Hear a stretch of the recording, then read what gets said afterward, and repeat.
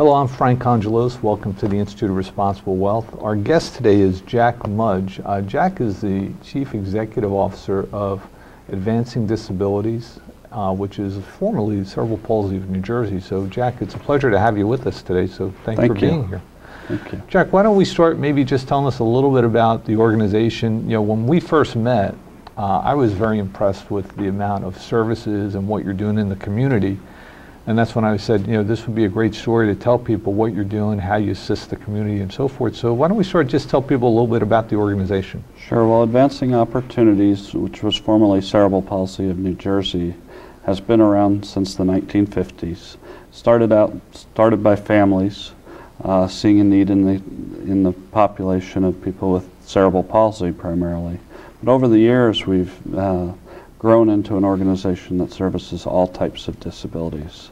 So it could be mental illness, it could be behavioral, it could be a person with any type of physical disability, developmental disability. We'll help provide supports and services. You know, it was interesting when I first saw your card, and that's what kind of got me, because it said, you know, all disabilities, all services, and so forth. And then when we had our opportunity to speak a little bit, the scope of service that you guys provide and how you help people, I thought was, you know, pretty significant. I said that'd be a great opportunity to make people aware of what you do. Sure. What are some of the type services that people would come to you for, and even go beyond that is, how do they find you? Right. Well, one of our major programs is assistive technology, and it's probably one of the most exciting pieces of services that we provide, and it's very unique to the state of New Jersey. We have many different contracts and abilities to help people with assistive technology. And assistive technology is pretty broad, so it can be anything from providing a tool to pick up paper if you have arm issues, to computer devices that help speak for you, to computer devices that help see for you. So sometimes we use it in the classroom to help children better prepare for their educational experiences, and a lot of times with learning disabilities. And then we also have people that are employed that need help with accommodations, and we'll come in and do an evaluation and help the employer and the employee build a better working environment. So Jack, you know, as I listen a little bit on what they're doing on the technology side, I know that that's one small piece in all the types of services that, you know, are really provided by the organization that you're working with. And my question to you is, maybe you can just kind of give us an overview of the scope of, you know, some of the highlights and what some of the different things do. And one of the really important components is advocacy work. We have a set of advocates that work in the school systems to make sure that the kids in the school systems are getting the things that they need to be successful. And a lot of parents that are out there try to advocate through the school system and either ask for too much or too little, and they don't know where to go and they don't know where to turn, and they get frustrated. And we have a group of advocates that can sit down with them and help guide their case, and we know how the school systems work and what's allowable and not allowable. So we have a team that will work with the individual parent to get what they need for their children. And so it's a really unique program. As well as part of that program is for anybody who's looking for services, is we have an information referral system set up. You can get it through our website, www.advops.org, or you can call our office number at 609-882-4182 and ask for information referral. Or just say what your need is, and they'll get you to the correct person that will help find you the services you're looking for, especially if we don't have them, even though we do have a vast variety of services. Those services also include educational employment services, where we'll go into the school and work with young people to prepare them for their future, whether that be preparing them for future college, junior college, or college.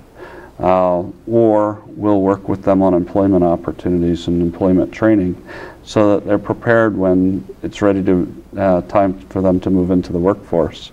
They're not just put out there. They're given some job training and actual skills and trials, and then we help find them jobs.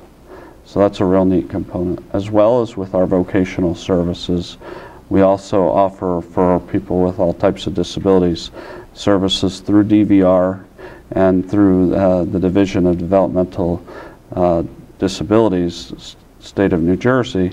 We offer job coaching and job training. So there's really building rapport with companies, working with companies to explore where a person might fit into a company.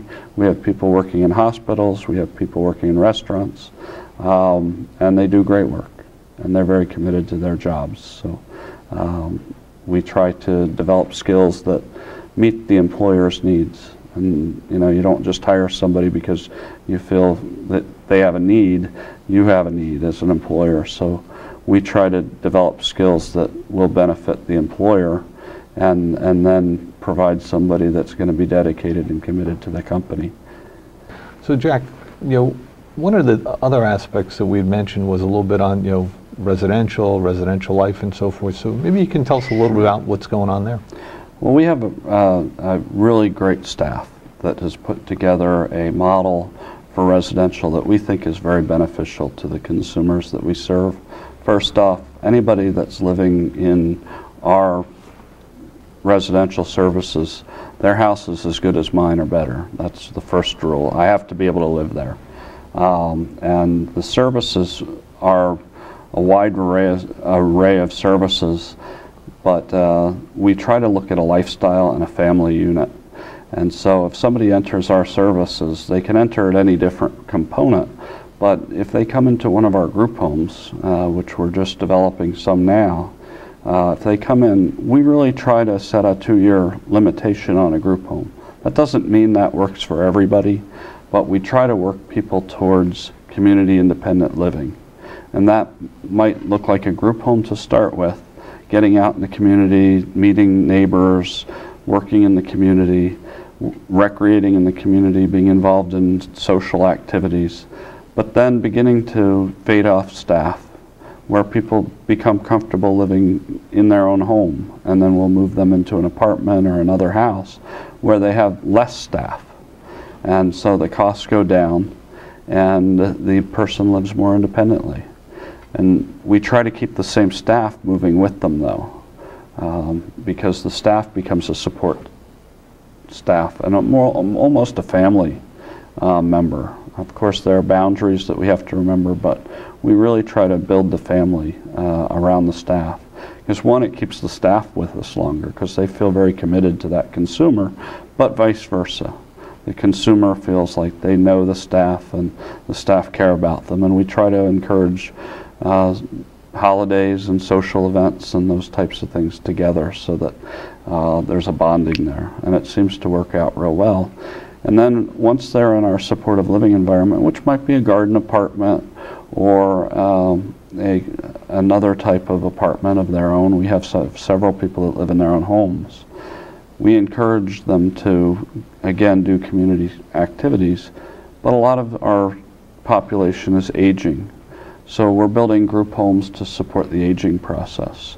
And they look more like retirement homes, where you and I might go to retire and have, a garden and recreational activities and community activities.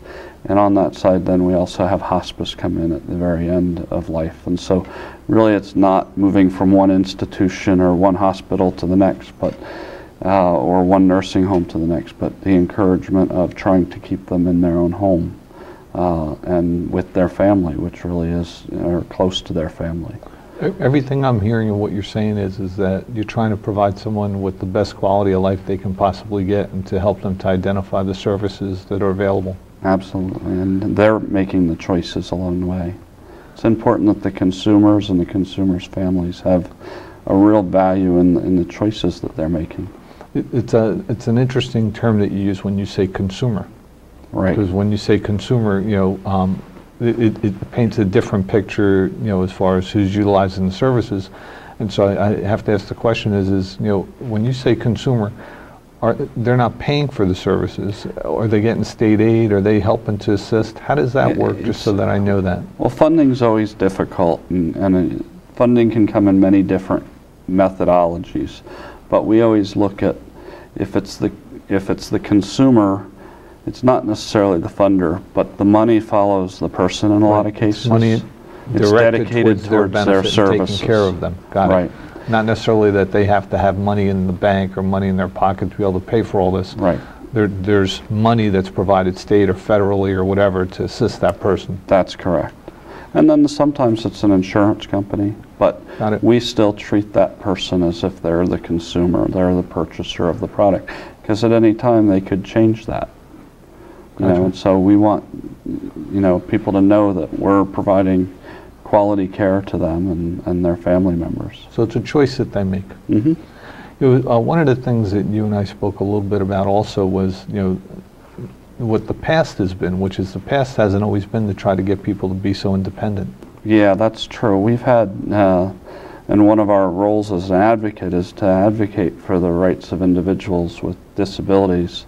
And in residential, we in the state of New Jersey still have a significant issue around the institutionalization of people with disabilities, and it's something that started at the turn of the century, in the 1900s, when we built huge state institutions to support people with developmental disabilities.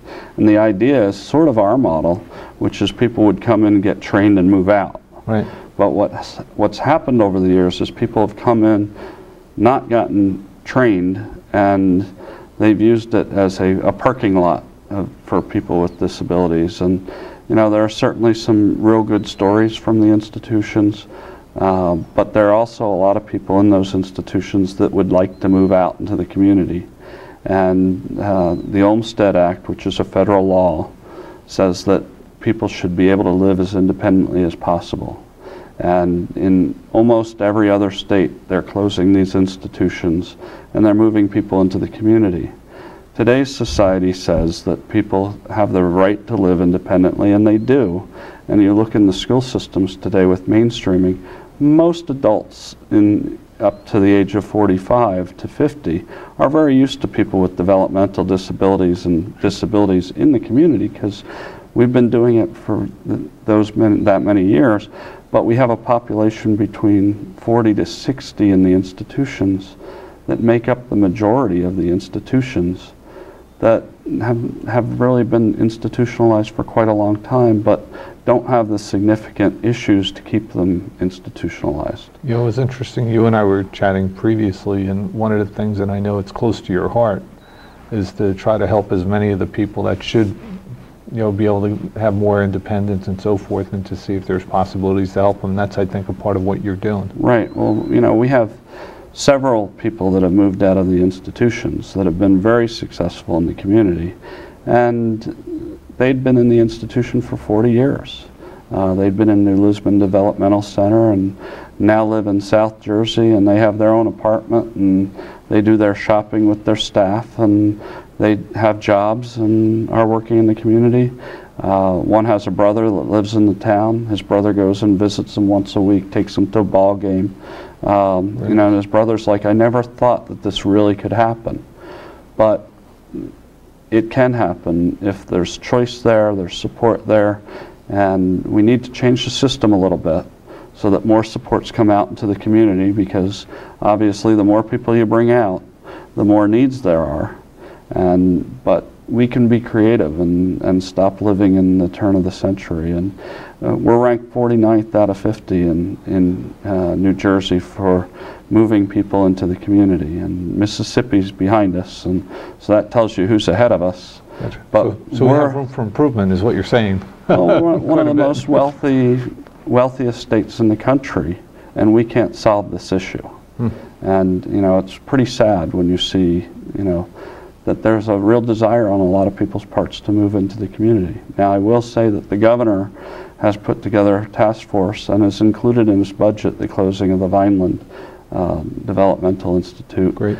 And we'll see where that goes. They're still in the task force meetings. but it's proposed and it's a step forward, and so he should be applauded for that. But you know, we as a society really need to look at how we move forward and making sure that disabilities is a priority, not a back burner issue. So my last question for you is, with regard to funding and so forth, and I know that, you know, organizations like yourself, you'll get some money from the state, some federal money and so forth.